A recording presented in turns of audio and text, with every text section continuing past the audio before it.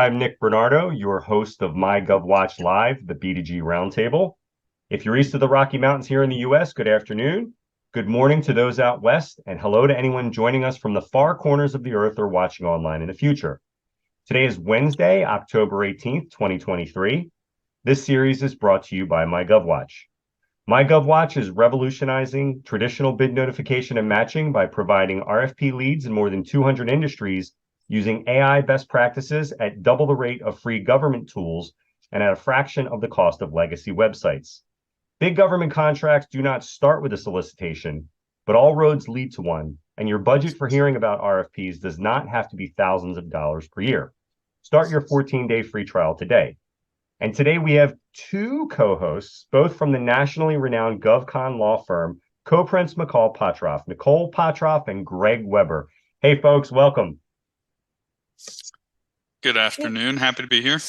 Very glad to be here. Thanks for having us. It's always a pleasure. It's always nice to see familiar faces. And folks, for those of you who do not know Nicole and Greg, Nicole Pottroff is an equity partner at Koprince, McCall, Pottroff, where she practices federal government contracts law exclusively. Nicole works with clients on a wide variety of transactional matters, from organizational contracts to teaming agreements, and advises clients on compliance with small business and procurement regulations and statutes. Nicole assists clients with litigation matters, including bid protests at the GAO and size and status protests at the SBA. She's a regular contributor to the government contracting blog smallgovcon.com. Nicole enjoys helping small businesses solve their problems. And Greg, for his part, is a senior associate attorney at the firm. Greg's practice area covers a wide variety of issues pertaining to federal government contracts law. When tackling issues for clients, Greg relies on his experience in complex federal and state matters to help clients navigate the intricate web of government contracts law. He also uses his skills in research, communication, and drafting to provide clients with clear and concise solutions for many of their varied needs in several areas of government contracts litigation, including GAO bid protests and SBA size and status protests. He's also a regular contributor to the government contracting blog at smallgovcon.com. And so Greg and I had a moment to talk before the session started. Nicole, you can see there's a little bit of a theme going on here. I'm still trying to remind myself that right is left and left is right on Zoom. Yes. For this session, and this is for anyone who participates in this session, I'm going to be asking you, do you have a baseball memory or a softball memory? This could be a professional baseball memory with your team, your favorite team. This could be meeting a ball player. This could be a minor league thing, or even something from your childhood if you played baseball or softball. So I'm going to put you on the spot here, folks. Who would like to tell me some baseball memory, Nicole or Greg? Something from your past, a game you remember, something about your favorite player, anything at all? Yeah, I mean, I can immediately think of like a non-professional memory, which is the reason I never played baseball or softball, except for rec league type stuff in college. My sisters both played and they both got beaned really hard, and I was a little kid, and so I was like, that is not the game for me. It doesn't look good. But of course, growing up in Kansas City, I have unfortunately been a Royals fan my whole life, except for a 3-year period. And I was able to go to actually one of the divisional games during our World Series run, and I have lots of memories of cheering, marching in the street during the World Series parade, having fun, watching that Houston Astros game come back in my car, and everybody honking on the highway as we scored because I was driving to another class. So just those are the memories that immediately popped to mind. And then, of course, your first time going to a baseball game with your dad and grandpa. I still remember meeting Slugger, Kansas City's mascot, and getting a hat, which I think my son has now. So I'll indoctrinate him into the sadness-fueled Royals fandom here soon, I'm sure. Anything from you, Nicole? Yeah, I got a couple, I guess. First, this isn't technically my memory or my history, but my husband was a state Little League champion. Yeah, I asked his mom to send me the year. We'll see if she gets back to me. But pretty cool. And he's an incredible athlete. He ran college track and a few things, and baseball was one of his favorites. He had he said one thing he wished he would have stuck with. And then I guess of my own. So this is not technically baseball or softball, but because I never played either. I did go to some Royals games, always same kind of thing as Greg. My little brother actually threw a pitch out at a Royals game, the first pitch one time, which was kind of neat. But I do play on a semi-professional women's traveling kickball team. So it's similar rules to baseball and softball. It's just kickball and quite exciting. I agree that kickball is tangentially related to baseball. So Sure. I'm going to allow it. Perfect. It's allowed. Great. Well, you bring up a Little League Baseball, my little tidbit, and I wasn't sure which anecdote I would share, but yeah. There's a really super good Little Leaguer, and I coached him last year, and he was the kid who could throw super fast compared to all the other kids. Okay. And he hits another kid who doesn't turn his back to the pitch. He turns his front to the pitch. The kid gets hit in the face. He's bleeding profusely on the field. There's an argument between the parents. The injured kid goes to the hospital. Thankfully, he's okay a year later. The pitching kid leaves the field in tears, and now we need a pitcher. So who do I go to? I go to my 11-year-old son, and I put him on the mound. Of course. I had a little conference with him. I turned to him and said, Ben, don't hit anyone. Only rule. Yeah. That's great. Folks, we're going to jump right into it. We have Uzi Castro, we have Molly, and we have Mike Swingle, Molly Petrie. So I'm going to call on you in the order of Molly, Uzi, and Mike.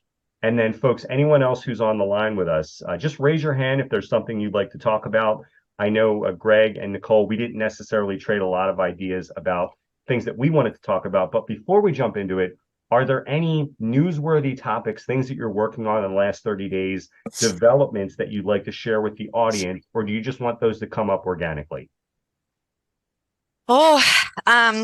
We have, a couple updates on the 8A program, nothing that is really solidified or too groundbreaking right now. I guess I don't want to harp on it too long unless I hear there is some interest in talking about it. So briefly, there was another order by the plaintiff in motion, trying to, at this point, I can't remember the full list, Greg, if you chime in if you have extras, but one was to basically enjoin the entire 8A program from any awards. One was to have things being applied to the tribal-owned entities as well as the individual-owned entities, and by things, the recent changes requiring narratives across the board, things like that. And there was a couple other. One was even a suggestion that all the narratives be public, be FOIA option to get them publicly released.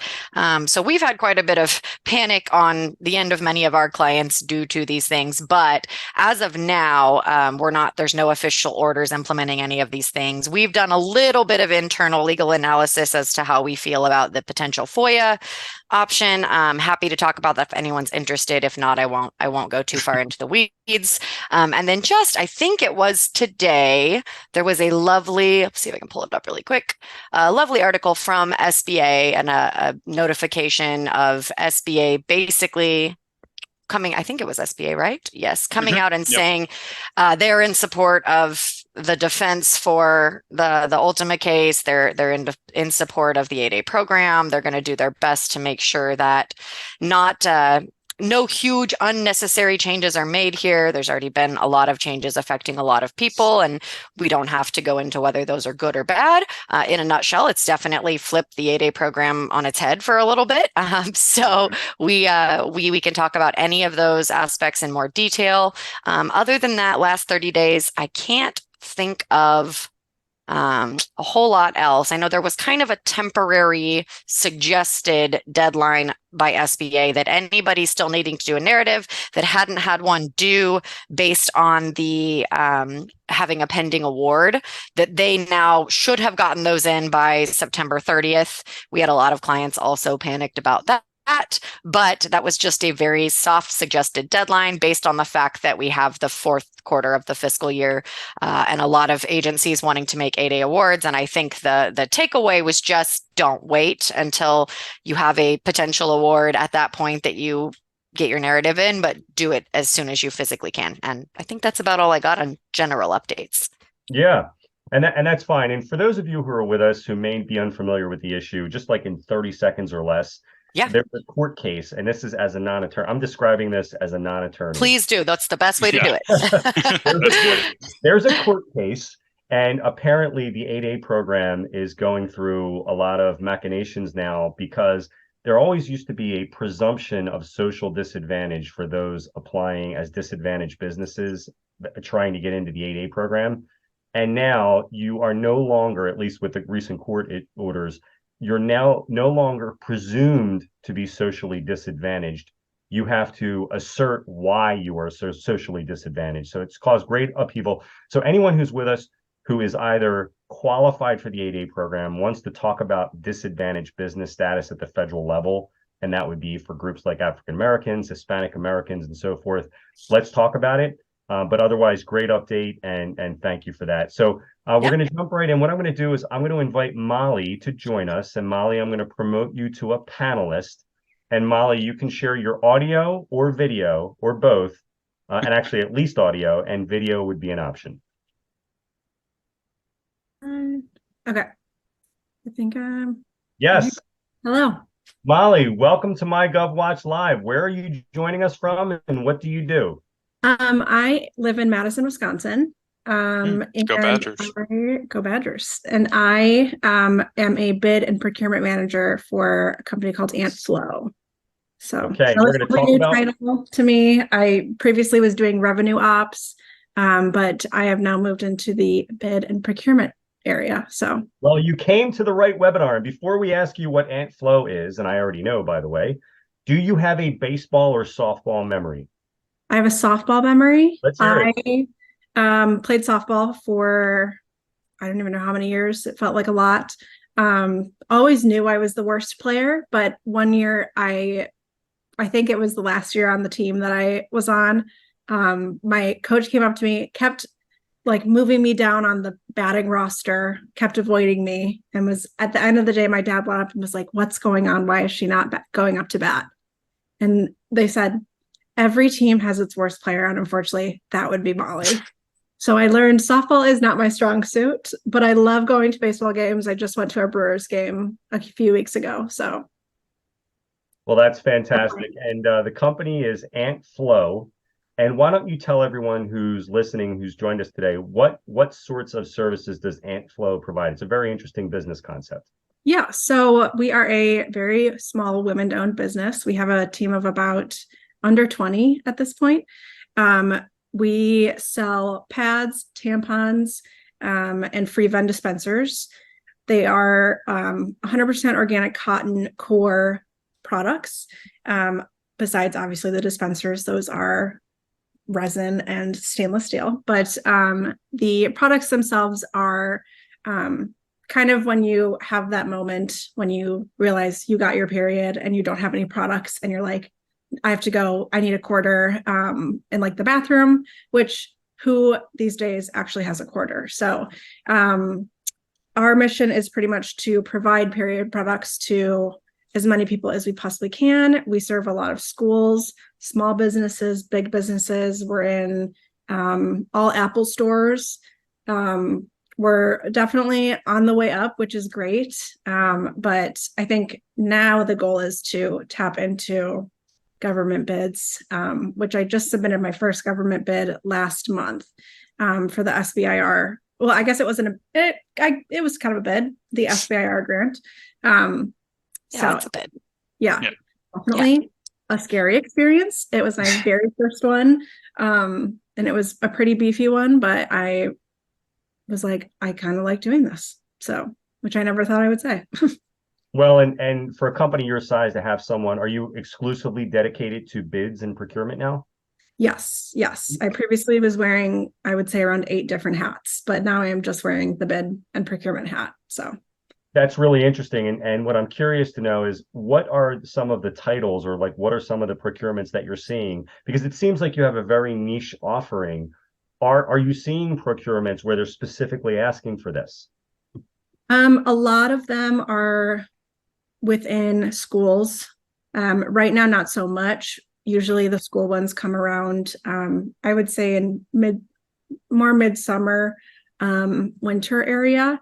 And then a lot of them right now are currently with correctional facilities. We're seeing an influx of those at this time. It really is all over the board. Anytime I type in like the search word facilities, people who are looking for facilities supplies, that's usually one of the things. But we do get a lot of schools that will reach out to us and say, you have to bid in order for us to do work with you, which is then when I get brought in and we kind of work through that process. But we've never really had anyone to search out bids before, which is what I'm doing. And I'm definitely finding it hard to find a lot of. And it seems, and I'm speculating a little bit, maybe Nicole or Greg would chime in on this, but it seems like your product would be possibly bundled, like you say, with facilities supplies, because I wonder if the amount spent per year on this is sufficient to warrant its own procurement. So that might be an issue. At the state and local level, they have different thresholds that require them to put out a bid. So I would think for the most part, unless the spend is high enough where they need to do a bid just for your product line, it would tend to be bundled with other things. So Nicole or Greg, any thoughts on that or questions so far about what we're hearing? A thought. So, and like we always say, nothing we say is legal advice here. It's general information just based on what we know, but to nothing specific to your situation, of course. When I think of products that the federal government, the federal level is like looking to get, it always makes me think of like GSA, supply schedules, those kinds of things where you kind of just say, I have this and they can purchase it. That kind of thing is where you might see that, I think. And then, of course, it would be, like you said, maybe some sort of bundle, something like that, where it's included within a general like medical or hygiene products where they're looking for, let's say the National Guard needs soap, deodorant, all these things. They might throw that in there with it, like we need this as well. Maybe that's where it would pop up in the solicitation. That's the first thing that springs to my mind. Nicole, do you have any thoughts? Yeah, I think those are great thoughts. I would add, I think bundled requirements is a great point. And I think along those lines, teaming, finding some potential really great teaming partners that you like to work with that provide things similar to yours, really allowing you to have that package deal. And with a certification, a WSB certification, something to any of those certifications, really, you do have the ability to potentially offer things as a joint venture, or even if you find a large company that does a lot of other things related, but not exactly what you do, even a potential mentor situation, especially because mentors and SBA loves the kind of new situation where a mentor steps in to help a company that has a lot of potential for success and a lot of experience generally, but not necessarily in government contracting. That's a great opportunity to get one of those approved. Joint ventures are a wonderful way to get your feet wet on contracts and to really start kind of getting its prime experience, but you also have the help of someone else who's done it, which is great. And those can be so beneficial. There's also prime sub teaming, which would be wonderful as well. And then the only other thing that comes to mind would be with some of these lower price contracts, potentially one that's not bundled, that's just asking for services you provide, which is awesome, by the way. I'm a big fan of, it sounds like what you guys are doing is really good work. I'm thrilled to see that industry moving in a healthier, more environmentally friendly and sustainable. I'm just so happy to see that pathway. Sorry, personal note there. But I do think that the other thing you could look into potentially once you start getting a bit more experience is the ability to get some sole source awards. They're going to be under thresholds that are out there. And the 8A program that we mentioned a little bit ago, another thing worth mentioning, the 8A sole source program is one of the most robust, wonderful 8A program or sole source programs that there is. So I don't know what all you know about that, but we've helped many women get into the program. As Nick mentioned, it's kind of ideally, in theory, it is for racial minorities, but it also includes people with disabilities, people that have had kind of anything that made it difficult for them to get ahead in the industry. That could be a disability, that could be, they say, a long-term isolation in in an area of the world that doesn't have business. I mean, there's a lot of different things you Mhm. can use, and gender is a huge one. So being a woman-owned company could get you a potential 8A certification. If you had an 8A certification, you'd have companies lining up to work with you to get 8A work, and agencies love making sole source awards. If those awards are under 4.5 million for services and under 7 million for manufacturing, I think I just said those right. Then actually the agency doesn't even have to worry about it. They don't have to justify it to anybody. They don't have to tell anybody. They can just do it. They can just give you the award without any competition whatsoever. When you get above those thresholds, there's a couple extra steps they have to take. Make sure that you really are the only one that can do it. But I won't harp on anything there unless we want to talk about those more. But I think big picture, those are some really great thoughts to have going into the government contracting world. Molly, Yeah. can I ask you this question? Yeah. Have you looked into GSA schedules? I have not. I have not done a whole lot of research on that yet. This is, I think, my third week in this role, so it's very, very fresh. I did actually start looking into, I started the process for the 8A application earlier this week. So we're definitely looking into that. And I would appreciate all of the advice you can give on that. Well, let me ask this question to Nicole and Greg. Yeah. Are you all specifically aware of which schedule would contain feminine hygiene products? No, but the idea is a great idea. I'm glad you brought that up. I didn't come to mind immediately, but that is a fantastic way to tell the government, here's what I offer. Do essentially, in a nutshell, what it is, not in any legal terms, is you go to GSA and you say, hey, any agency out there needs X, we provide X. Do a analysis of us now, make sure that we're eligible and responsible and we're qualified as a WSB and all these things. Put us on a schedule. And essentially what that allows agencies to do is to come in and without having to go through all the steps to put out, hey, we need feminine products for the Army. We need feminine products for the schools, for whatever it may be. And if it's something you can bid on, you're through kind of the hard part of the bidding process. And really all you're then doing is offering a price. And if you're a competitively priced offerer, then boom, that's something you can continue getting work under that. That's a great idea on Nick's behalf. Yeah, and thank you. And I would say this too, Molly. You realize this about the GSA. You're entering into a contract with the GSA, and it's essentially a hunting license contract where you're not guaranteed sales under that contract. And then if you receive a contract, in order to do it, you have to prove that you're able to provide products nationally. And if you do that, they'll probably enter into a contract with you. And here's the rub. Your lowest price commercially is the highest price they will agree to. So they want to know that they're the most favored customer. And I think the GSA is funded at something like less than, maybe it's 1% from Congress. Most of their funding comes from the vendors. So you end up paying back to the GSA, I think it's is it still 3/4 of a point in the industrial funding fee? Maybe it is, but you end up paying back to the GSA. Yeah, I think you end up paying back to the GSA a portion of what you sell to them, because their funding comes from the vendors that they're servicing. So we would encourage you to look into the GSA schedule, find out where would feminine products live, because they only use the schedule if they're intending to buy a large number of products. And so that's something. Now, you said when you signed up, you were interested in best practices for creating government bids. What other specific questions might you have? Yeah, I think, well, right now I'm definitely in the stage of, I'm in a learning phase right now. I've taken a few courses from like a couple different sites. But I think just when looking for government bids, are there specific sites that you guys recommend to search through? I know obviously MyGovWatch is definitely one. But are there any like government sites that we should be looking for? Are there any, like, should we just be looking directly on like county sites and just searching to see what solicitations are open there? It depends on how much coverage, where do you want to sell?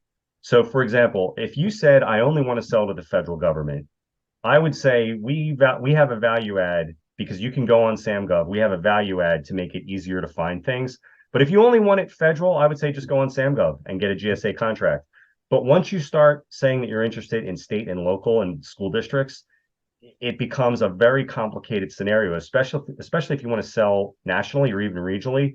So, for example, we are monitoring thousands of websites every night, and if you wanted to sell nationally, you would have to do that. But then, if you define your area to a small part of the country, you may be able to do it without signing up for a service like ours. So, that's your first question: is are you selling nationally? Yes. Yeah, we're selling nationally, and then we also are partnered with Citron Hygiene, and they work with us in Canada as well as the United Kingdom as well. We have a couple of different distributor partnerships that we work with. Sorry, the street that I live on is like super busy right now. But I know Citron Hygiene they mostly are out of the country business. So yeah, so I would say, and again, our webinars are not intended to be strictly promotional about our website, but if you sign up, 14-day trial, we'll give you a month and we'll interact with you to make sure you know exactly where those products are ending up. Because like we said in the beginning, there may not be a title that says we're buying feminine hygiene products. It may be something else, and we can help you figure out like what that is and make sure that you have visibility to those. So any other questions? no, I think that was great. Yeah, I'm definitely interested in potentially hearing more about the 8A if you guys have time to talk about that, but no other questions for me. Well, Yeah. I know that Nicole and Greg's firm does a lot in the 8A. Nicole, can I ask you, do you do quote unquote GSA consulting, or only if there's a legal question around it?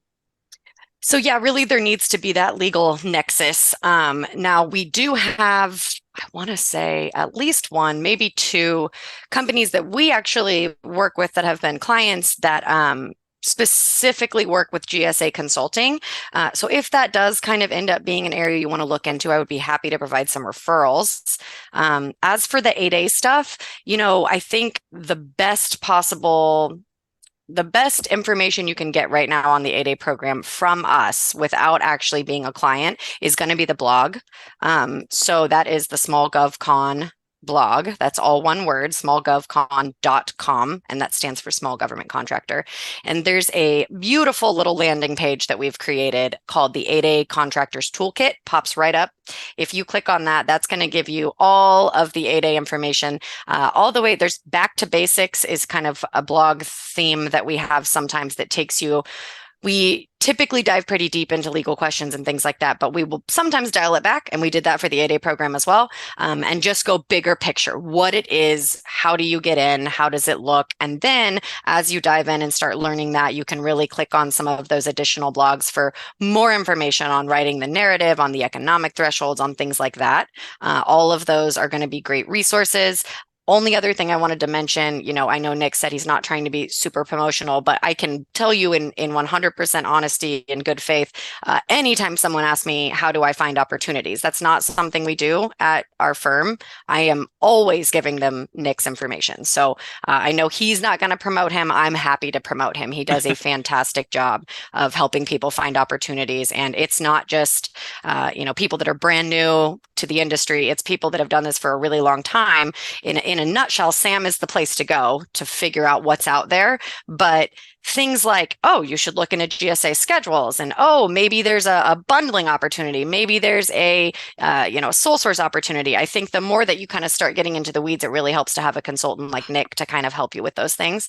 And then finally, we are more than happy to help with any 8A program application. I will say it is the toughest application process that SBA has out of the SDVOSB, WSB, all of those. We don't see a lot of people, not a lot, some file everything, draft everything on their own, and immediately get into the program. That's not common. There's usually things that it does not hurt to have an attorney's help with that can save you a lot of time and headache. One being the narrative, one being your operating agreement, bylaws, things like that. So anything along those lines you think you're ending up needing some help with, we would very, very gladly assist. Awesome. Thank you so much. Appreciate it. So Molly, please stay with us. And if you have a follow-up question, just raise your hand. We'll bring you back in as a panelist. And please stay with us if you can. And thank you for joining today. Will do. Thank you. And so next we're going to bring up Uzi Castro. And Uzi, could you please give us your audio? And we'd love to have your video too, but that's optional. Oh, hello. Can y'all hear me? Yes. Yep. Awesome. Welcome. Yeah. So Uzi, thank you for joining MyGovWatch Live. Where are you joining us from and what do you do? Hey, so my name is Uziel, but I go by Uzi. Joining from McCall, Texas, and kind of just getting into this government contracting stuff with my partner. We were both in the Air Force. He moved over to the Space Force, and we worked in like the IT industry in there. Basically, I was like a system administrator and eventually became a project manager. So most of my experience when it comes to this, government contracting stuff is on the side of, the government. And it was something that I kind of wanted to get into. And he recently left the Space Force and he was like, hey, I'm starting a company. I was like, okay, awesome. I'm going to start working on that with you too. And we currently have been making some bids like on sam.gov. We're just trying to stay with the like IT niche, like just the stuff that we know. He also did have a construction contracting company with his dad. So that's kind of maybe like another tangent avenue we're probably going to look into once, we get across that bridge. Well, and before we go further, Uzi, do you have a baseball memory that you'd like to share? Not baseball. I'm a football guy. I'm a huge Seahawks fan. Yeah, I just tuned in like the other day on like the NFL Red Zone app just to see the last play that he fumbled the ball and they lost the game. And I was like, oh my. But yeah, big football guy. Well, and that's fine too. I know we're in the middle of football season. And so can you tell us a little bit more specifically what sorts of IT products and services you provide? So we're trying to just do like the procurement side of the house for them, providing like anything and everything having to do with IT. So for example, we submitted a bid for like server racks that they're going to be using at Stanford for like the Department of Energy. Like they have a lab over there. We, try to source that for the government or just licenses for software and like Cisco, like Citrix type of, licenses and equipment. And are you in California or Texas? I'm trying to remember. I'm in Texas. My partner, my associate, he's in Oklahoma. He's a part of the Comanche tribe, and we do have that set aside certification for Native American owned business, small owned business. We're trying to get like veteran owned and service disabled veteran as well right now. So you're saying you are already asserting Native American status in SAMGov? Yes. Okay, and so you should have an interest in the 8A program. Have you looked into that? Just a little bit. I was taking a bit of notes right now when I believe Nicole was talking. Yes. Yeah. But basically my biggest questions, like the kind of thing that I wanted to get a little bit of help on was if y'all are like familiar with, for example, like Navy contracts. They seem to follow like a completely different format than the rest of the people that post on sam.gov. And it's kind of like a bit jarring because it just seems like a bunch of like jargon text that incoherent, and you have to like look up NSN codes and all that type of thing. So if y'all could either help me out with that or like point me in the right direction where I can decode whatever they're asking, that'd be awesome. Nicole and Greg, let me ask this question. Do you see things having to do with Navy contracts that may be unique to that part of the federal government? And if so, what are those things? I'll let Greg chime in, but as far as kind of agency by agency nuances, I can't necessarily, nothing bold comes to mind regarding Navy. It's really more big picture. Any agency that you're looking to work with is going to be happy to see any of those certifications that you mentioned. That's going to give you a major leg up. It will allow you to compete for things that basically, as long as multiple companies that qualify for a certain status are able to compete at a fair price. Agencies have requirements, internal policies, and actual federal requirements to set aside the competition for those statuses. So a big one, the 8A program one that we mentioned is one of the most beneficial statuses that you can possibly carry. Native Americans prior to the recent stuff we've kind of briefly talked about, were able to just check the box for social disadvantage. Now they need to write a narrative. However, I'm sure it's something you could definitely do. It's only 2 instances that you need to really talk about, and it's something we could help with. So I would say, regardless of the agency that you're really looking at working for, working on those statuses is going to be absolutely in the favor of anybody looking for federal procurement. Yeah, and when it comes to more oddities of solicitation, sometimes we'll see some solicitations look different than others. They typically have the same kind of first page or so, SF form, whatever. But when I think of Navy, it makes me think of how DoD has some uniqueness to it. Things that are under the Department of Defense. So you might have DFARs in there instead of FAR clauses and all those types of things.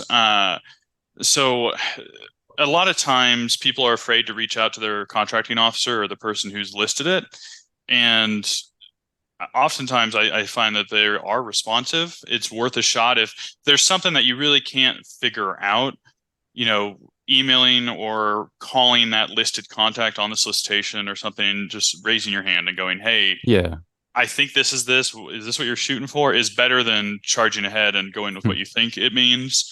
Or making sure you're looking at the right thing. So if the solicitation says, go see Naval Document 35I or something, you're like, what is that? Maybe they'll send it to you and they can explain, oh, this is actually, all we're looking for here is, 5 FTEs for this over here. So I would say it's not something that I can personally remember, but I'm sure there are weird oddities just because everyone has their own different way and priorities within their solicitation. But don't be afraid to reach out to that CEO or whoever might be there. And then you're going to see some uniqueness to DoD contracts that you might not see in non-DoD contracts. They're not, way outliers, but they are unique things to them. So it's one of those things where just take it step by step, reach out to the CEO or to contacts, and then try and look for the evaluation factors. What are they specifically looking for? If that kind of thing kind of helps. If you start from that vantage point, it helps everything else kind of filter through, or you at least see the perspective that the agency is going to have on any proposal you make, which then might help clarify some of the oddities of why they're looking for a certain thing, or what does this mean over here. Thank you. I was kind of under the impression that we're not necessarily allowed to reach out to them to ask questions, I guess, but it just depends on what I'm asking, I guess, overall. It depends on what you're asking and when you're asking, and it's not just you that has that misconception. A very good read I would highly recommend for you is the OMB, the Office of Management and Budget, starting back in, I think, 2011, but they've renewed these several times. They came out with what are called the myth-busting memorandums. And what those myth-busting memorandums, the parts that are relevant to what we're talking about today, do is really explain the policies and the rules that support robust communications between industry and agencies. And it talks about, the limitations are a lot less than people think.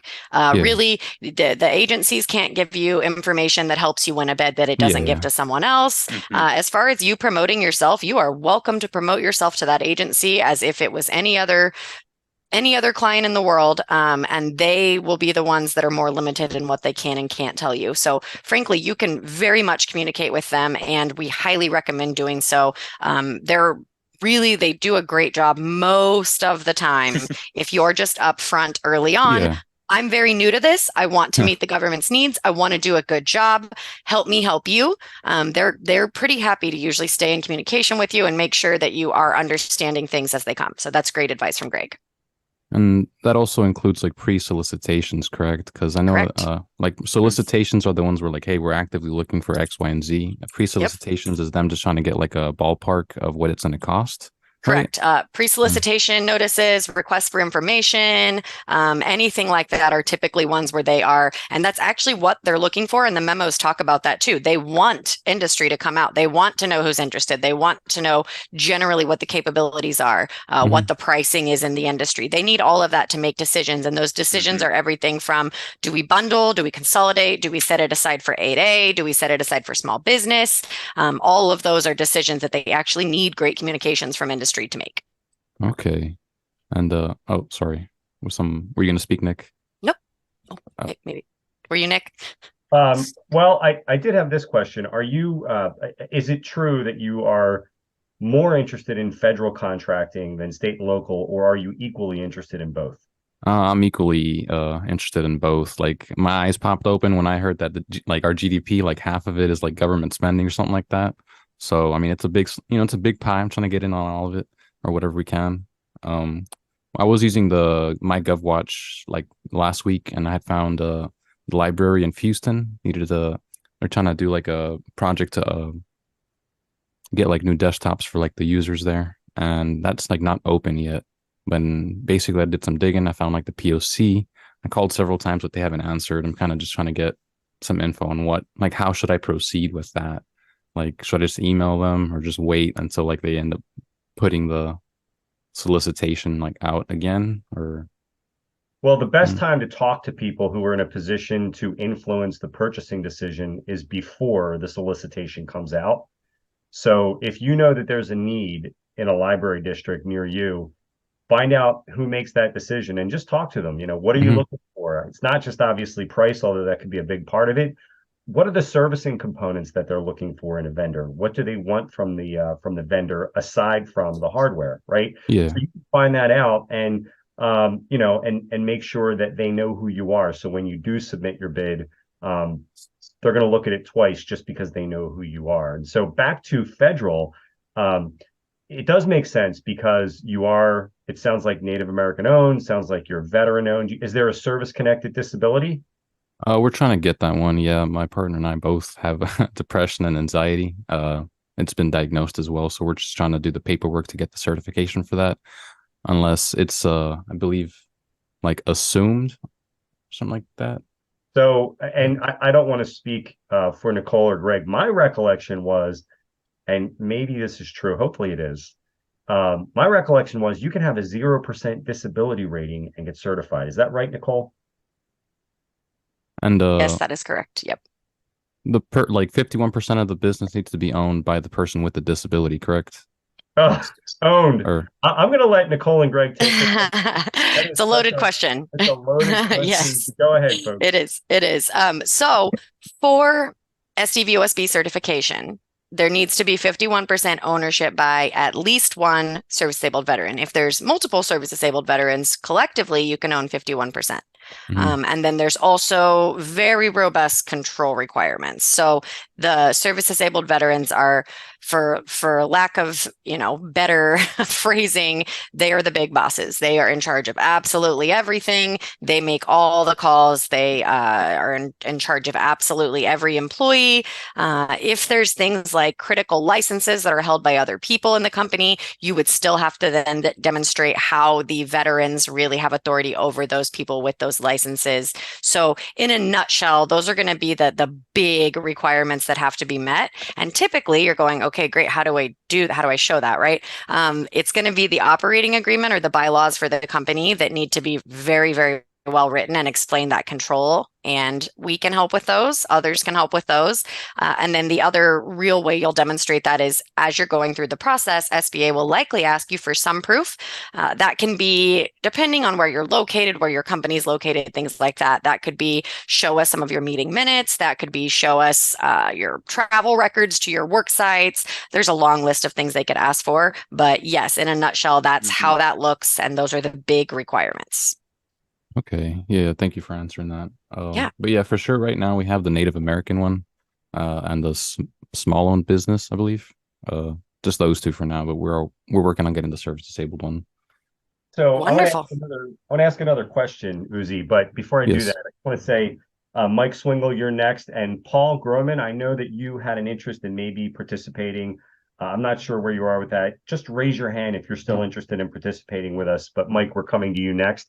And Uzi, let me ask you this question. Are you aware of the benefits of offering multiple statuses to the federal government? No. Yeah. So, for example, if the government uses you and buys products from you, they are getting credit for a disadvantaged business on one hand. And if it's to the Veterans Administration, they're getting credit for a veteran purchase. And if you have a disabled veteran status, they're getting credit for that also. Are you looking into subcontracting? We're not against that right now. Yeah, no. But I think we're just kind of being weary, especially like if it's going to come to like service contracts and stuff like that, because we could just get like the wrong guy and he's going to like fall through and then we're going to be liable. So, which brings me to another question that I had regarding like, is it typically a requirement to have like some kind of contract insurance or like contract bond when submitting bids for service contracts and or procurement stuff? You folks want to answer that federally, and I'll take the state and local angle? Sure. Yeah, there's definitely some requirements for bonding for federal contracts. It's going to depend on the agency and the specific solicitation. It should talk a bit about it. If not, another great thing to reach out to your contracting officer and ask. The other wonderful thing, if you were to pursue and get into the 8A program, you will be assigned what's called a business opportunity specialist. So this is a representative for your company that you can ask all sorts of questions like that too. How do we go about bonding? What are my best options, and some of the good news. So I also mentioned, I'm not sure if you were on when I was talking to Molly, but there's a couple great programs. Nick brought up the major point for all of these is the more statuses you have, the better. But if you have several statuses, there's wonderful opportunities to work with big companies and other small businesses that have done this work for a long time. And they're going to jump on those opportunities with the more statuses that you have, because it's often like an 8A company that graduated and they no longer get 8A work, but they want 8A work. So they will work with a new 8A and everybody benefits and helps each other. Yes. So that can often, if bonding becomes an issue, a concern, a lot of companies will grab a mentor. That mentor will provide several things. One of those will be bonding assistance. And by the end of that relationship, ideally, you should be able to really support your own company's bonding assistance much better than you could initially. So that's a really good way to kind of get your foot in the door with some of that. That's a great option. Yeah, and it's Awesome. such an emphasis. They actually put it in the regulation for the mentor projet program. It Right. says you could do a lot of assistance, including bonding from the mentor. Exactly. So they get it. SBA gets it and sees that this is something that many small businesses, as they start or as they're growing, need that extra little hand up from a mentor that can happen through the program. Awesome. And then one last quick question. So my partner and I did start this company several months ago. It's just like a brand new company. Is that going to be like a disadvantage when it comes to like making bids and stuff like that? And if so, how can we get around it, or, what can we do to help out with that? Yeah, it's a great question too. And really, I hate to be the, repetitive person here, but I think another really good Partnering idea up. there. Yeah, partnering, joint venturing and mentor protege. Why? Because prime sub relationships, doing subcontracting is great. And you made a good point. We're a little nervous about hiring a sub and being on the hook for everything. And you're correct. The prime is on the hook for everything. However, a very well-written subcontract agreement is going to protect you. And we draft ones I am very, very proud of. Frankly, I'm biased, but I think we're some of the best. I get a lot that are written by other law firms, and I poke holes in them right away, because a very well-written one is going to ensure that you have as much possible protection as you can. And it's going to allow you remedies if that sub does just not work great. Now, I bring that up initially because one of the things we suggest if someone is considering a mentor or even considering a joint venture agreement, because ideally those are intended to be more repetitive. They're intended to be multiple bids on multiple contracts, whereas prime sub team, you can do master teaming agreements and things like that, but generally it's one project and then you can decide to do more if you'd like. So we often recommend starting with a subcontract agreement, and it can either be one where you're the subcontractor or the prime, just to see how you work with that company. If you're working great with that company, I would then consider looking at a joint venture or a mentor protege. Mentor protege is only needed if that company's large. If they're small, you can just joint venture. But if you wanted other assistance, you could do the mentor protege. But in a nutshell, agencies have requirements, SBA has requirements. Everything's kind of moving even more in that direction lately too, that agencies have to consider others' experience when you are submitting as a team like that. So there's even a specific part of the mentor protege joint venture rules that says you cannot ask a protege to have as much experience as the mentor or as anybody else in the competition, because the idea is they're doing this to gain experience. So I think lack of experience, that is the best way. And we do see quite a catch-22 sometimes. We have companies say, we don't have experience, we need experience, we can't get experience because we don't have experience. Yeah. It's awful, it's obnoxious. And the best way to get around that really is to just find a teammate to get your foot in the door, get you some of those projects. And then going forward, you can say, I was the prime on this. I was the co-prime on this. We joint ventured, but we did great. And that really just starts building that experience. The track record. Yep. Yeah. Yep. Awesome. Well, yeah. Thanks for all y'all's time and the questions. Super awesome stuff. And Nick, this is being recorded, right? In case I can send this to my partner. Yes, it'll be on YouTube, so you'll have access to it. And let's trade some emails, because there are some other ideas that maybe, there may not be time for on this session, but some other things you might want to look into. So Uzi, please stay with us, and thank you for joining. Thank you. I'll add my email to the chat later. Yep, absolutely. And Mike, we're going to bring you on if we can. Let's make you a panelist.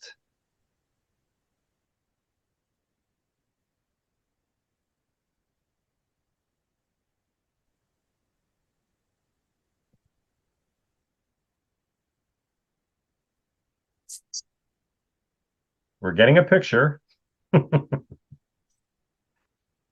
Okay, Mike, we just need at least your audio. Video is better, but audio at a minimum. There we go. Hey, Mike, how are you? Can you hear us? We just need you to unmute.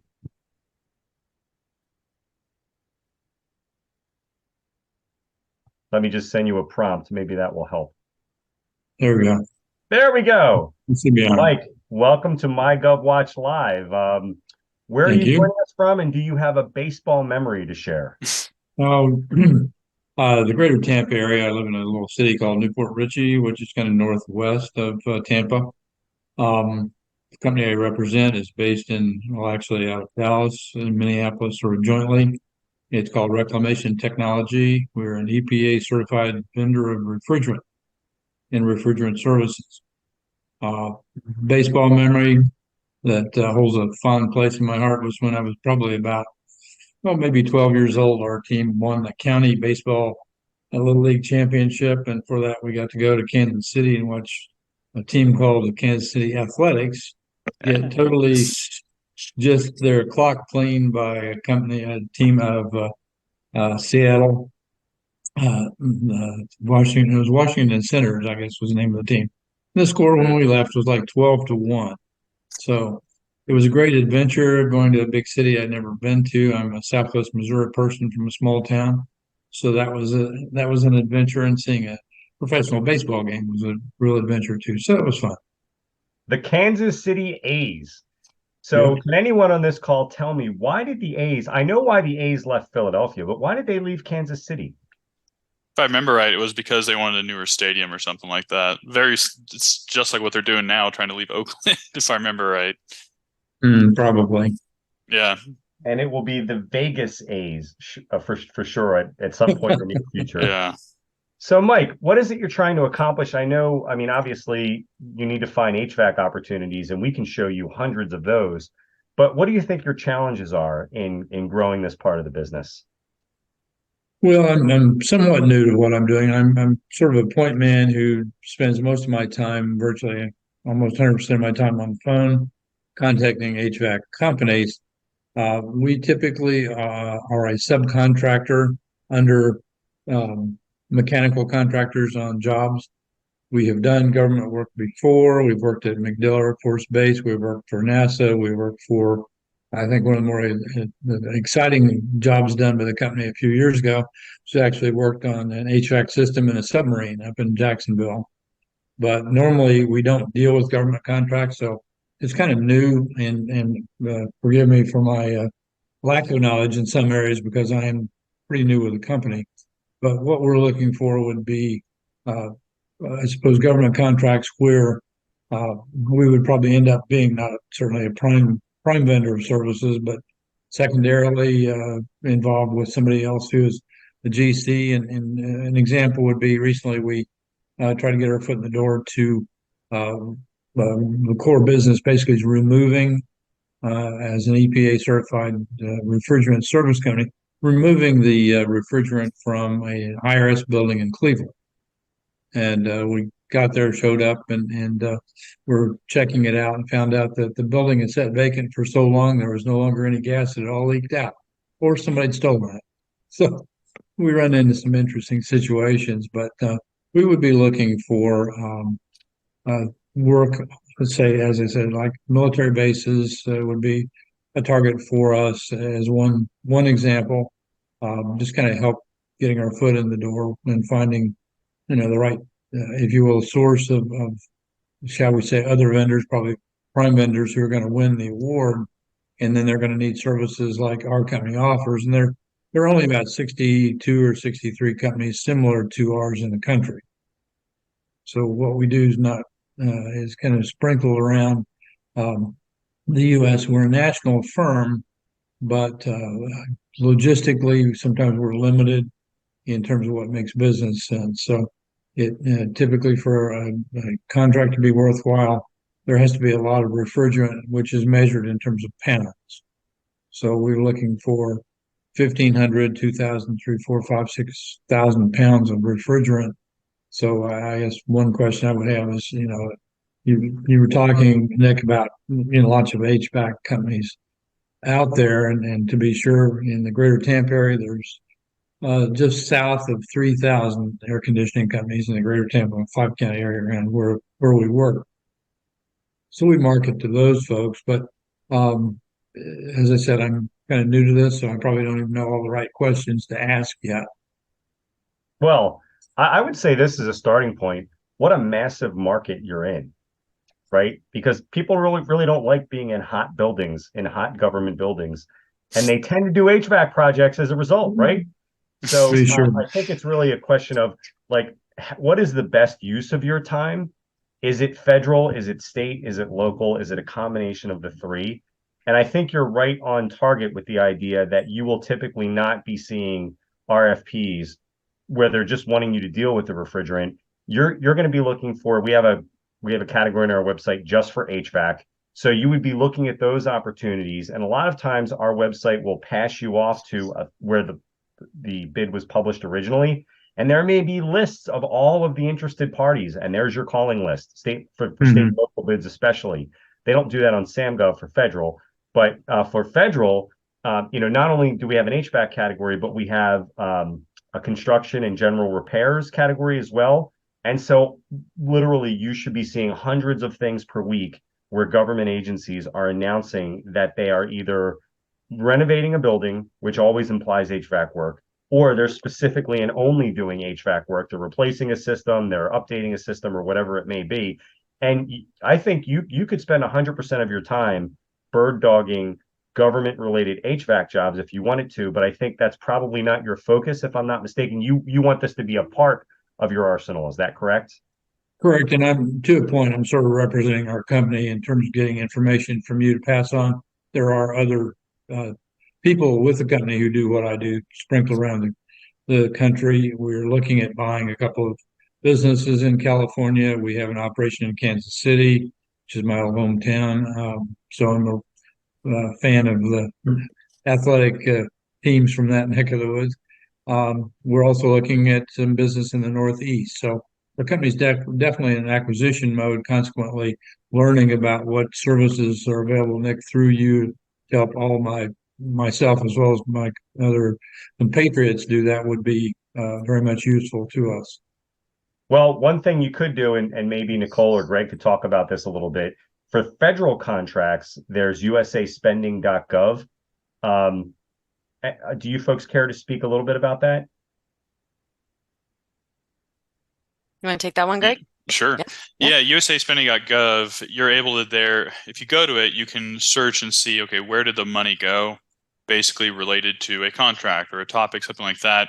And then you can look, contractor specific. So if there was a Greg Weber HVAC Industries, you could search for Greg Weber HVAC Industries and see, they've done a lot of work in contracts from, Department of the Navy or you could search, what contract, and you can then kind of from that figure out, okay, who's the big players here, who are the ones that seem to get a lot of these. It's not too bad of an interface in terms of government websites for you to be able to find and look at, the numbers and who is who. So that it's a nice resource to figure out, okay, where's the money going? How big is a company? Those kinds of things. Because we'll see it a lot in like size protests, that kind of thing, where somebody points to it and says, look at all the contracts these people have. Well, you can use it in a look at all the contracts these people have that I can call. Exactly. So USA spending would be what has happened historically with federal spending. And then, through our website, when you see active purchases, that's your jumping off point for figuring out who is involved in a bid process today that leads to a need that you can meet 6 months or a year from now because they're just in the bid process today. Okay, good. Yeah, I'll just add real quick. I did in some of the I looked at the agenda. Some of the questions were about finding mentors, finding partners, finding subcontractors. USA spending is actually a really good way to do that. You can go in and kind of see who's successfully done, on what scale, the types of services or products that your company does, and reaching out and just making an introduction that you're interested in and letting them know what you have to offer. That can be a really great way to do that. Yeah, because you can take the contractor name from usaspending.gov, go search it on sam.gov, because if they've got federal money, they've got to be registered on SAM. And on there, you'll see addresses, contacts, those kinds of things for them, because they have to list, all this stuff just to get in the door. Excellent. Thank you. So just to tie a bow on it, Mike, I think the takeaway here is this could be a full-time job for someone in your organization. Just because of this, it's such a big need in government contracting, federal, state, and local. It's like, what percentage of your time do you want to devote to it, and what is the most efficient way to speak to these people? And I think that should be your goal, is to identify what are the tricks that you have up your sleeve, and what percentage of your time do you want to devote to it, and then back into what you're doing. Exactly. No, it makes good sense. Thanks. Follow-up questions?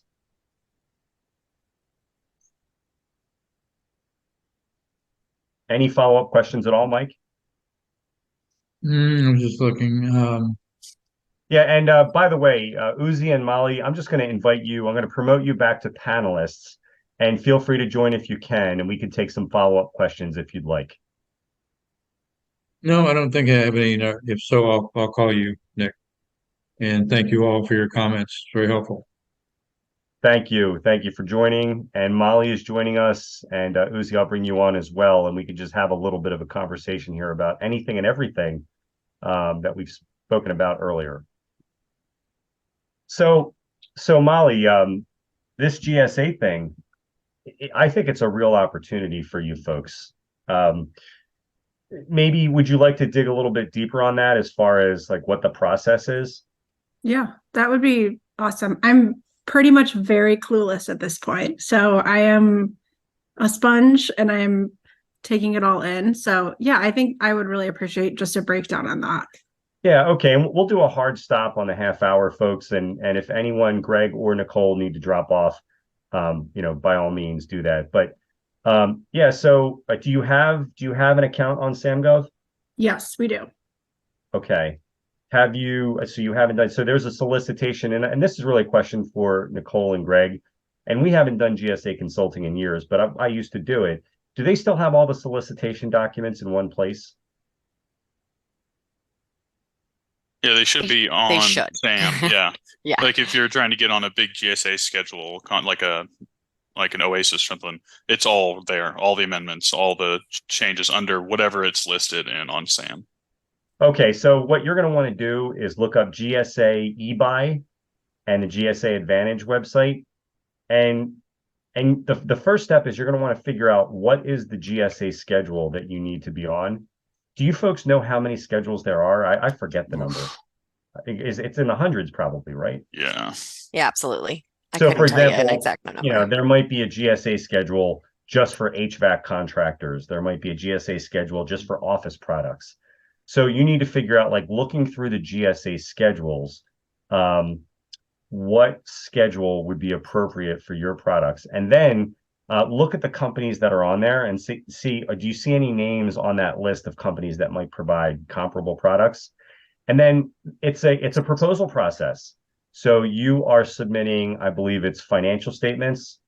You might be submitting a couple of narratives that describe products that you've provided nationally for specific commercial clients.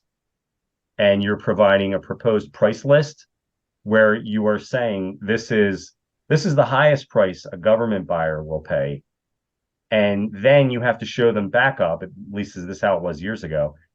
If this is your highest price for this product, they want to see an invoice where you charged less or more than that commercially, so they know that they're getting the best price. And so if you get through the process, and we've seen people take 6 months just getting their GSA contract. If you get through that process, they're going to send you a contract to sign. You're going to sign it, and then you're just going to be on a list, and your company's name will be listed on the website, and you will be qualified to make offers. If the government says we're buying these products, you can then make them an offer no higher than the ceiling rate that you're contracted at. What am I missing? I think you covered it. I'll put a couple couple links in the chat about just GSA schedule generally at those websites, but I think you covered it well. Yep. Other questions, Molly? Anything at all? Not that I can think of. I mean, I think the information that you guys have given me so far has been super helpful. I'm definitely going to look at, definitely, obviously, the GSA. And then I really want to take a look at, I can't remember the site that had the 88 toolkit. It was, I think, just smallgovcon.com. Smallgovcon.com. Okay, cool. All smashed together. Yep. I'll put that in here too. Okay, as I say, put there, or if you search for one of our names, you'll find it, I'm sure. Okay. Yep. And make sure you get on the Small GovCon mailing list, and that's a website that's operated by the law firm Koprince, McCall, Pottroff.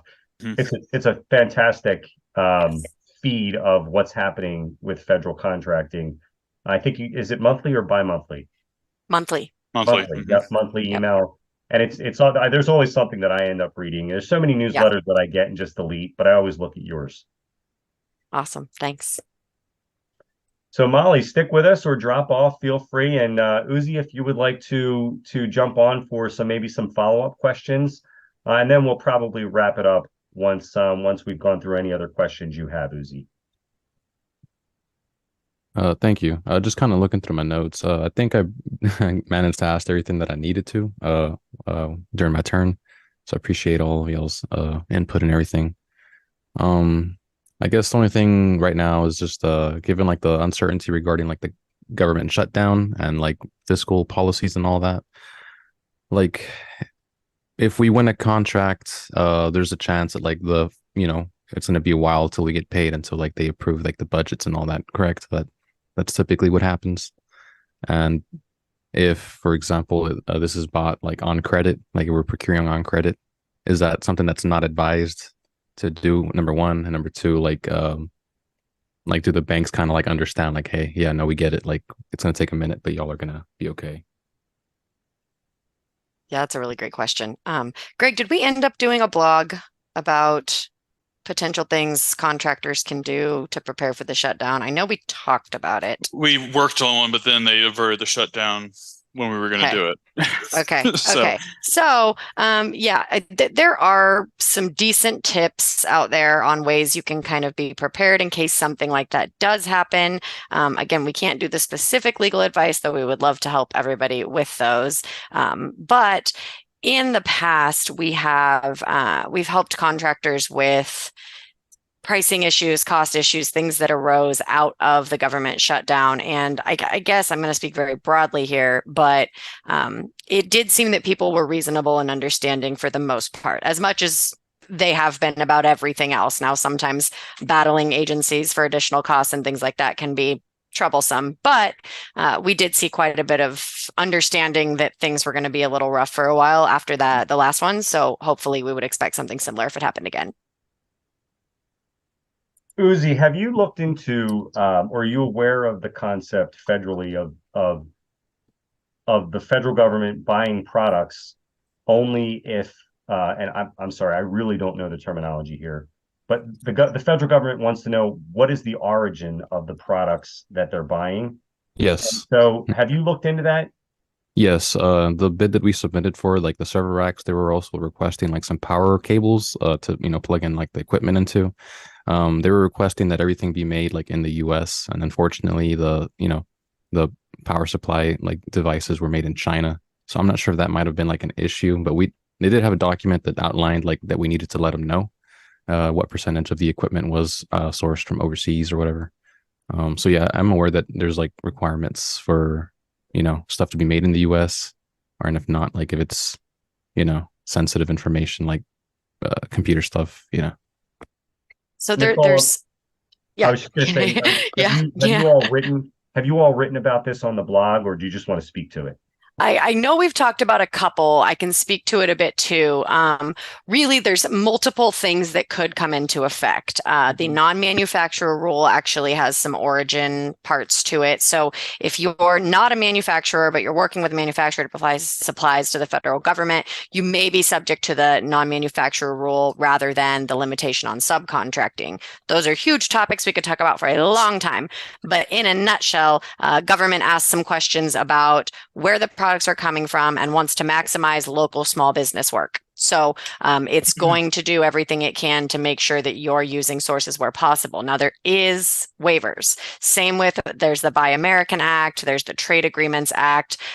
There's a lot of different things that could be in your solicitation and should be in your solicitation for the work you're performing. It should clearly state what it's subject to. If it doesn't, great opportunity to reach out and ask questions. Unfortunately, there's quite a few examples out there of situations where agencies failed to put something in the solicitation properly, yet the contractors were still held to those rules based on the way the rules are written. Now, some of the FAR rules say if this is included, you have to follow it, whereas some of the rules and some of the federal statutes say contractor is subject to limitation on subcontracting, for example, whether the agency tells them or not. So it's very important to be aware of those. We've done webinars on them. We've done full-blown analyses for people of whether they may be subject to a waiver. And there are waivers for things like airline travel. If you're providing something to the government and it requires an aspect of airline travel, the agencies understand there's not small businesses providing airline travel. Yeah. There's a lot of things like that. There's lists of waivers online. If you ever have a question about that, it's not something that takes us a very long time to do. But, talking to a government contracting attorney and saying specifically, what am I obligated to do here? What am I obligated to provide? Is there a waiver possible? Is there a way around it? It can be a really helpful analysis and can save you a lot of money down the line. So it's well worth the dollars it costs to get that done. No, most of this stuff's kind of also like outlined like on the FAR policies and the DFAR stuff, right? That I could just kind of reference. So yeah, so a lot of it will be implemented in the FAR and DFARs. Yes. Yeah, I read like 10 pages of that. It was it was fun. It was fun. Yeah. Yeah. Yes. So aside from just the FAR, in regards to like, a pool of knowledge, is there like, other quote unquote like government contracting Bibles aside from also the myth busting one that you mentioned that I should start like looking into and reading? Yeah, it's a great question. Frankly, none of these are going to be great reads. I'm just going to be honest. I would say a vast majority of what we do as a government contracting firm is taking, don't quote me, poorly written regulations and turning them into plain language analyses and explanation. But in a nutshell, the Code of Federal Regulations is going to be any rule that has CFR in the middle of it. Those rules cover everything from the FAR, which is section 48 of the CFR, to SBA's rules. That's going to be section 13. Whether you're subject to SBA's rules is going to depend on if your contract is set aside or not, if there's any set aside component. If it's an openly competed, unrestricted contract, you may not have a single SBA rule that applies, although there could be things like small business contracting plans. If you look at the solicitation, that should talk to you about those. So big picture, you want to be aware of everything in the CFR. And I mean, we're not aware of everything. You want to know generally what it means, like what areas cover what are going to apply to certain contracts. Greg brought up a good point earlier. The DFARS is its own section as well. That's going to be defense FARs. That's plus the FAR stuff. And then on top of that, really, most of what you as a federal contractor need to be aware of is implemented in there somewhere. For example, there's anti-kickback statutes that talk about how you can't put kickbacks in your subcontracts. Those are implemented via the FAR. The Service Contract Act, you're subject to it. Everybody is that's doing any service work for the federal government. But most of the standards in there that you need to know and understand are also implemented through the FAR. So I would say be aware of everything. Do not give yourself a terrible headache reading everything. In fact, and this is, again, we make very, very little money off of the sales of our handbooks. I'm being very honest with you. It is very, very minimal, but we love getting them out there because what we did, we have several handbooks and I can link those as well, but we took certain topics of government contracting. We went in, we removed all of the legalese, all of the poorly written regulations. We put everything into plain language. There's not even citations in the body. It's all at the end if you want to go look.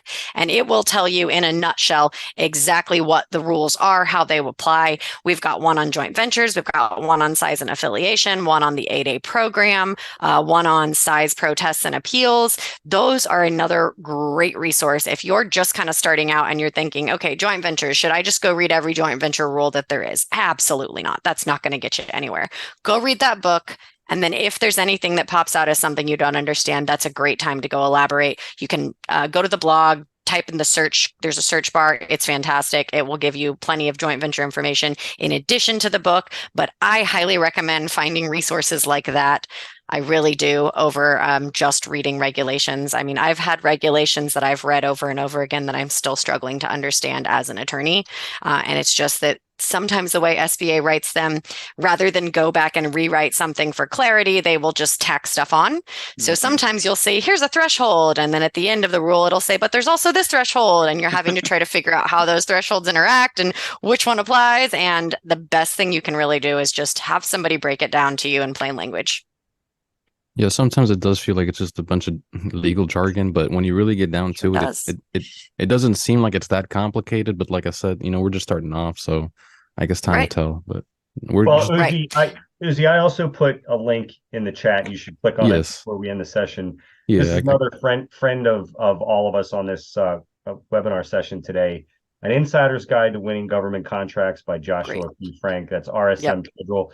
That's going to be something like it's a little bit more accessible than something on very esoteric points. So, and that's not to discredit obviously the things that have been published by Nicole and her team, but this is a very accessible book that people buy. Yeah, this is kind of like what we need. Like we're still on the early stages, so yeah, we appreciate that. I copied and pasted the link into my notes. Yep. And it is going to be a little different than what we provided to. Ours is very much how do we break down the rules and the legal aspects into plain language. This is going to be more of a full coverage, everything from kind of, I don't want to say like consultation type stuff, but more consulting than just legal analysis, whereas ours is really legal analysis, even if it's broken down in plain language. And have one more last quick question also. This one's kind of maybe subjective, I guess, but like, is it normal to have some like government contracting businesses to just dedicate themselves to sourcing and procurement like solely, or is that just not like a feasible kind of approach? Can you ask that question another way? Is it possible for my partner and I to just dedicate ourselves to procurement and sourcing for the government, or at some point are we going to have to like start incorporating like services as well into our? Yeah, you could definitely just make a business selling products, but I suspect you may see advantages to doing both. but I'm sure there must be businesses out there that are only doing products. Okay. Yeah. Right. And as we also mentioned to Molly, if it is something where you just decide we don't want to expand our own services, I hate to go back to it, but it's another wonderful opportunity to set up a team. So to find somebody that does services related to the supplies that you provide and say, now we're a tag team deal. We've got this aspect covered. They've got this aspect covered. And that will allow you to bid on contracts you may otherwise think we don't do half of that work. That will give you that advantage. Uzi, are you familiar with the sources sought concept? I kind of saw it there when I was on the SAM.gov website, but I've mainly just filtered through the solicitations and pre-solicitations. But no, I don't have any concept of what that is. Yeah, so sources sought is just a classification of something that's published on SAM.gov. It just means the government intends to buy something, and they want to hear from companies who think they can meet that need. So whenever you see a sources sought, if it's something you can provide, definitely respond to it. And also start networking with companies that seem like competitors, especially if they are disabled vet businesses or Native American businesses, because you are allowed to push things in a direction where, let's say there's 5 or 6 companies that can provide the products that the government's looking for. And let's say they all happen to be Native American firms. If you all respond to the sources sought and say, hey, you should set this aside for Native Americans, disadvantaged businesses, then they have to do it. So don't look at your competition as strictly competition. You want to network with these people because at least federally, if you know who else can meet the need, and if they're disabled vets or disadvantaged businesses in the Native American and the 8A programs, they can set things aside solely for those firm types, and you should be aware of that. These are just actually just cheat codes, like yeah, that's winning. A good way of saying it. It's a cheat code because there are lots of things set aside for only hub zone businesses, and I'm sure there are hub zone businesses who do various things and say, hey, let's all respond to this sources sought, and then you're only competing with other firms that are just like you. Yeah, correct. We'll definitely look into that for sure. Yeah, that's a great point from Nick and from people that are in the trenches with protests. I can tell you one of our favorite protests when it comes to this is a rule of 2, this should be set aside and it's not, is having a company that's well established in the industry that can say, I'd give you 3 names right now of other SDVOSBs that bid on this work, so I know it needs to be set aside. That's great for us. We love that. That's much better, much easier to argue. Yes. And that was called sources sought, correct? Sources sought notices and networking with companies that have the same statuses as you. Awesome. Yeah. Well, yeah, I guess that's it for my questions, or I don't know. Well, Uzi, thank you for joining us. And before we go, Nicole and Greg, maybe we could do a couple of things. 1, how can people get in touch with you? And 2, is there anything else that you'd like to mention, whether it be events you're going to, things that you've written? Obviously, you want people to sign up for the blog, but just anything else that you would like to include. Go ahead, Greg. I'll chime in when you're done.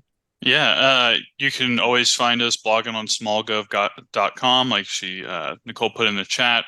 Our website, Koprince.com, you'll find our contacts there as well. The 8A toolkit, I think, is linked in both sites for you.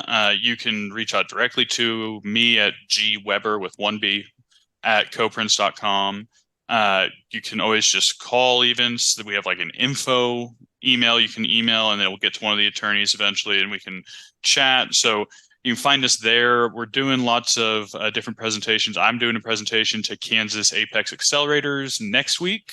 And I think, Nicole, you're going somewhere personally, aren't you, next week? Yeah. I'll be at the ICBS conference actually in Oklahoma. Uzi, we were talking about that.